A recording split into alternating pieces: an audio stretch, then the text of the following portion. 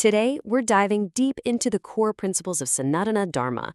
We're going to explore how ancient texts see the universe, the soul's journey, and what life's ultimate purpose really is. So, let's get right into it. Just think about that for a second.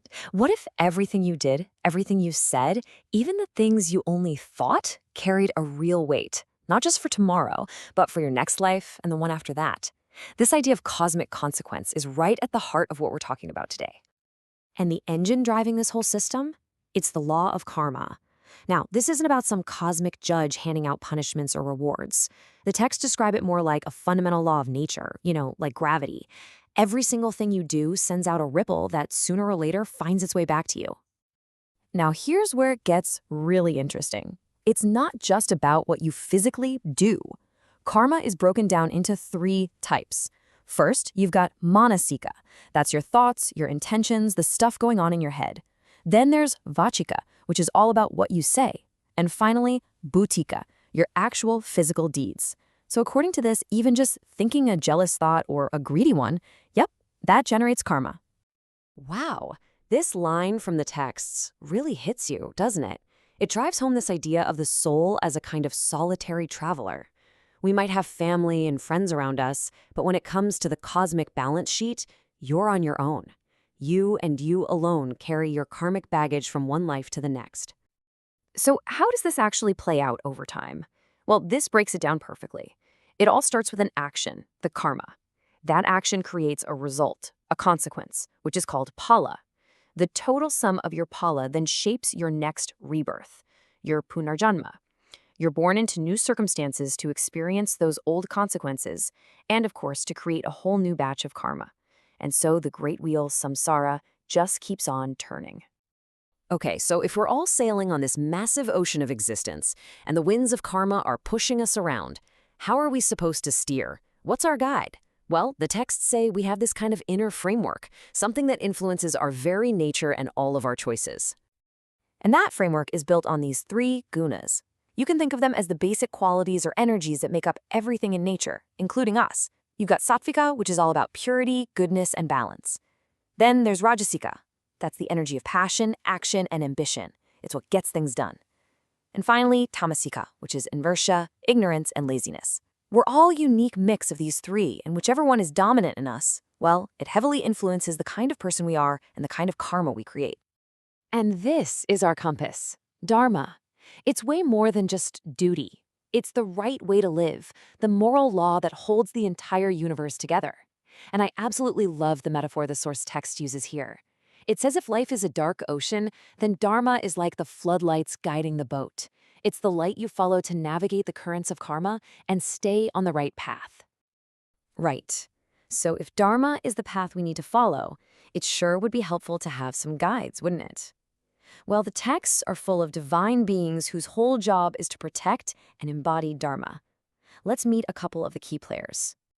First up, we have Mahavishnu. He's known as the Great Preserver. His primary role in the whole cosmic setup is to maintain balance and sustain Dharma. So whenever things get really out of whack, when chaos and evil start to take over, it's Vishnu who steps in to fix it. And how does he do it? By descending to Earth in different forms, which are known as avatars. You've got Rama, the perfect king who is the very embodiment of Dharma. There's Krishna, the brilliant guide from the epic Mahabharata. And then you have other forms like Varaha, the boar, who literally lifted the earth out of a cosmic ocean. Each avatar is a specific divine intervention to put the world back on a righteous path. Now balancing the preserver is the great transformer, Mahadeva, who you probably know as Shiva. He's often called the destroyer, but it's not as simple as that. Think of it more like a controlled burn in a forest. It's a form of destruction that clears away all the old, dead stuff to make room for new life and new creation to begin. It's a necessary part of the cycle. Shiva is very often worshipped in the form of the Shiva Linga. The texts say this form originates from an Agni stamba, an infinite, unfathomable pillar of fire and light with no beginning and no end. It represents his boundless, formless nature.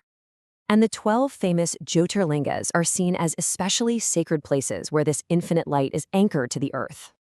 And that idea of sacred places brings us to a really fascinating point. In this worldview, the spiritual journey isn't just something that happens inside you.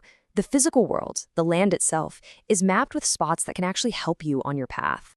These places are called tirthas, and they're sacred sites for pilgrimage.